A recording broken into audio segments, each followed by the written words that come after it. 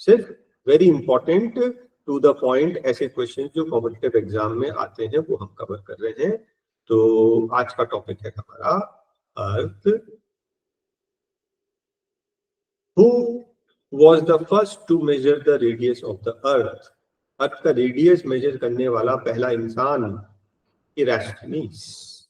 तो अर्थ का रेडियस, ठीक है। अब हम देखेंगे कि अर्थ का, आपने नोटिस किया ये क्या है, इक्वेटर। इक्वेटर पर अगर हम डिस्टेंस देखते हैं तो इक्वेटर का डायमीटर कितना है, 12,756, ठीक है। 12756 ऐसा बोल दो, 12756, 12756 ये किलोमीटर ये डिस्टेंस है किसका, अर्थ का डायमीटर। जबकि पोल्स पे जो डायमीटर हम चेक करेंगे वो थोड़ा सा कम है, 12714, मतलब कि इक्वेटर और पोल्स के डायमीटर में कितना, 42 किलोमीटर का फर्क है ना। फिगर में आपको समझ में आ रहा ना कि अगर सर्कल पूरा परफेक्ट सर्कल बनाएंगे तो थोड़ा सा बड़ा हो रहा है, तो पोल्स पे थोड़ा सा फ्लैट होता है, 42 किलोमीटर शॉर्ट है, ठीक। अर्थ का डायमीटर कितना है, 12756, पोल्स पे डायमीटर कितना है, 12714, 42 किलोमीटर शॉर्ट है।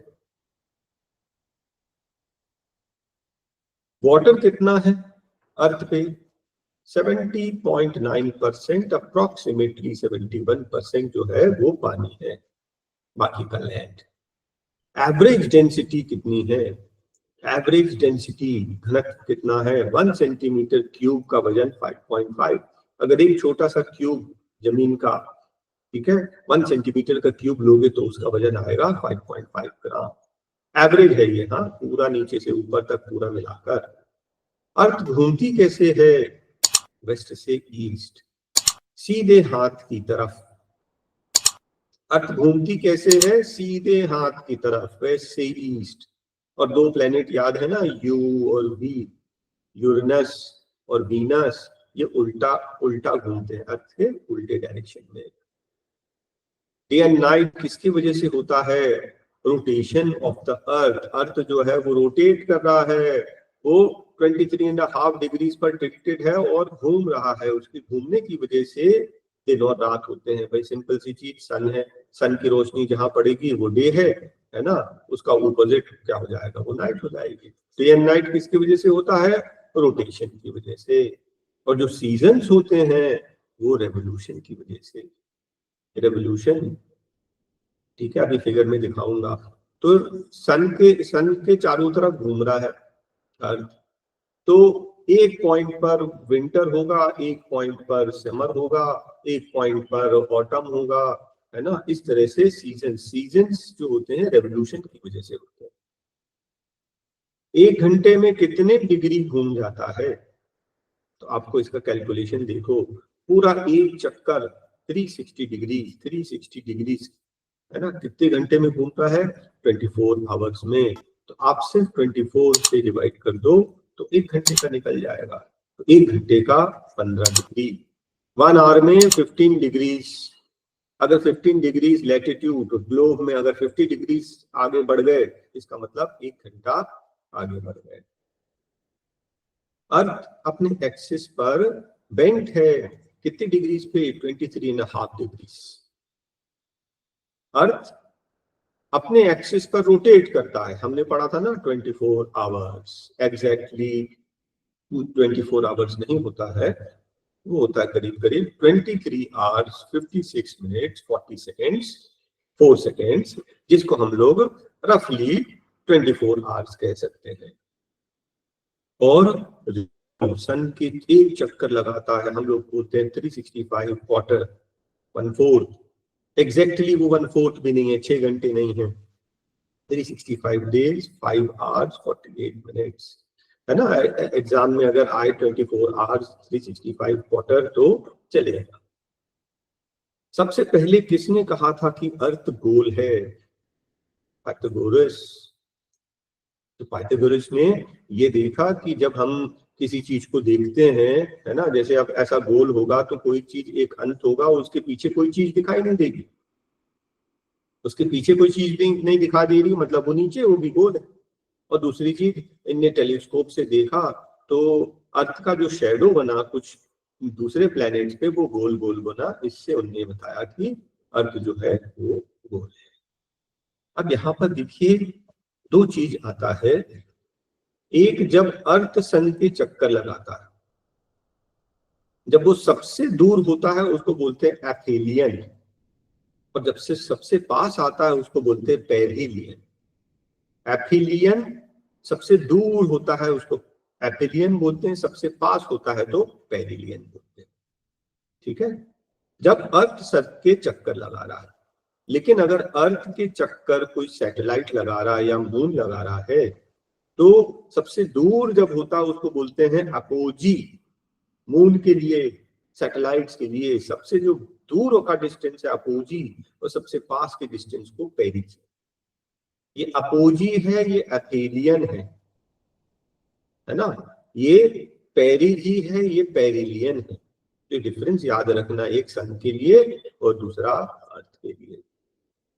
ठीक है, तो अर्थ और सन के बीच का जो मिनिमम डिस्टेंस, सबसे कम डिस्टेंस कब होता है? 3 जनवरी। और सबसे दूर कब होता है? 4 जुलाई। है ना, 6-6 महीने का गैप है। 6 महीने में पूरा साल में एक चक्कर लगाएगा, अगर 12 महीने में एक चक्कर लगाएगा पूरा एक राउंड, तो आधा चक्कर कितने में लगाएगा? 6 महीने में। तो 6 महीने का गैप है। और एक 3 और एक 4, ऐसा 3 और 4 याद रख लेना। ठीक है, सबसे करीब कब होता है? 3 जनवरी।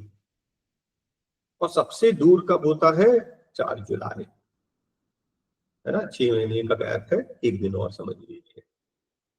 अब देखिए यहाँ पर सन के चक्कर लगा रहा है और आपको मालूम है 23.5 डिग्रीज पर टिल्टेड है, और 12 महीने में अगर पूरे एक चक्कर लगा रहा है ना, तो अपन 4 से डिवाइड करेंगे तो 3-3 महीने में, 3-3 महीने में ये चेंज हो रहा है। अब समझ में आया, दिसंबर से मार्च 3 महीने, मार्च से जून 3 महीने, जून से सितंबर 3 महीने, सितंबर से दिसंबर 3 महीने, तो 3-3 महीने के गैप में ये घूम रहे हैं।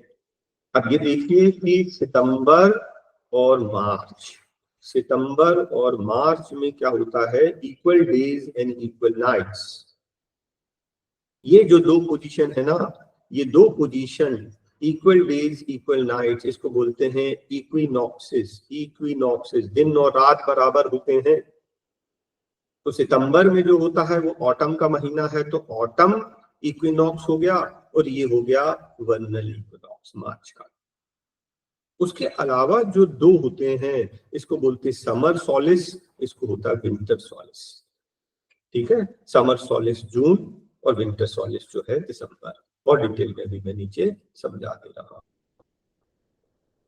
Equal day and night, equinoxes बोलते हैं उसको। इक्विनॉक्सेस कब होता है? मार्च सितंबर, 6 महीने का गैप। ठीक है, 21-23 मार्च सितंबर, है ना, 3-3 महीने के गैप में चल रहे हैं, है ना। तो यहाँ मार्च से सितंबर, अब 6 महीने का गैप हो गया, क्योंकि ऑपोजिट डायरेक्शन में चले आएगा ना, ऑपोजिट डायरेक्शन में जाने में 6 महीने लग जाएंगे। 21-23 equal days equal nights, equinoxes बोलते हैं। अच्छा, एक चीज और होता है, सबसे लंबा दिन कब होता है? 21 जून। और सबसे, है ना, लॉन्गेस्ट डे और सबसे छोटा दिन कब होता है? दिसंबर। अब इसको मैं आपको डिटेल में बता रहा हूं कैसे, है ना। आपको मालूम है कि ठंड में दिन छोटे होते हैं, ठंड में दिन छोटे हैं। तो दिन छोटे होने का मतलब ये नहीं है कि जो 24 घंटे में वो चेंजेस हो जा रहे हैं ना, घड़ी स्लो फास्ट चलने लग रही है। स्मॉलेस्ट डे का मतलब ये होता है कि सूरज उगता देर से है, 7 बजे करीब करीब, है ना, और डूब जाता है जल्दी 6 बजे करीब करीब। तो देर से उगता है और जल्दी डूब जाता है। इससे क्या है कि दिन का समय जो छोटा हो गया, इसको बोलते हैं हम लोग छोटा दिन है ना। तो ठंड में दिन छोटे होते हैं, छोटे होते होते होते होते सबसे छोटा दिन जो होता है ना वो दिसंबर 22। और कहीं आपने सुना होगा ना कि 25 दिसंबर जो क्रिसमस को हम लोग बोलते हैं बड़ा दिन, बड़ा दिन। बड़ा दिन मतलब यहाँ से दिन बड़े होने स्टार्ट होते हैं। यहाँ से 22 दिसंबर के बाद जो है दिन बड़े होने लग जाते हैं, दिन बड़े होने लग जाते हैं। मतलब उत्तरायण, उत्तरायण मतलब कि उत्तर की तरफ जो है सूरज की जो रोशनी है वो नॉर्थ की तरफ मुड़ जाती है, इसको बोलते हैं उत्तरायण। और एक चीज होता है दक्षिणायन, दक्षिणायन मतलब जब सूरज की रोशनी जो है साउथ की तरफ जाने लगे उसको बोलते हैं दक्षिणायन। दक्षिणायन कब से स्टार्ट होता है? 21 जून के बाद।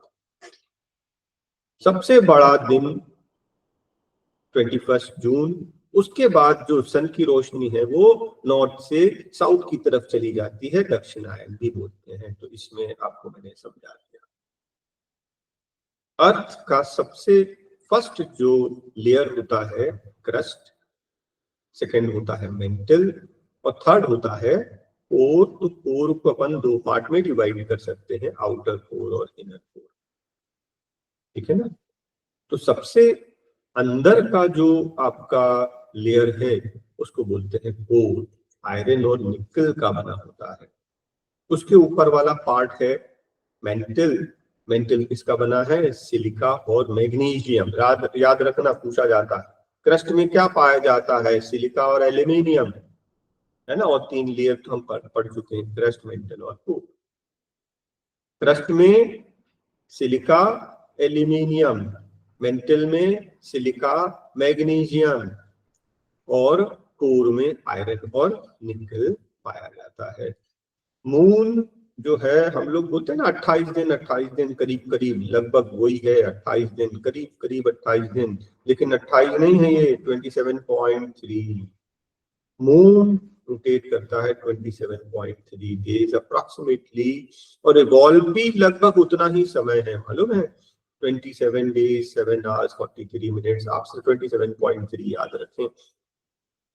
तो उसके रोटेशन और रेवोल्यूशन का समय लगभग सेम है। और इसीलिए क्या होता है मालूम है कि मून का एक साइड आपको कभी दिखाई नहीं देता। मून का एक साइड, जो मून है ना, मून का ये वाला साइड तो हमको हमेशा दिखाई देता है, इसके पीछे वाला साइड हमको कभी दिखाई नहीं देता।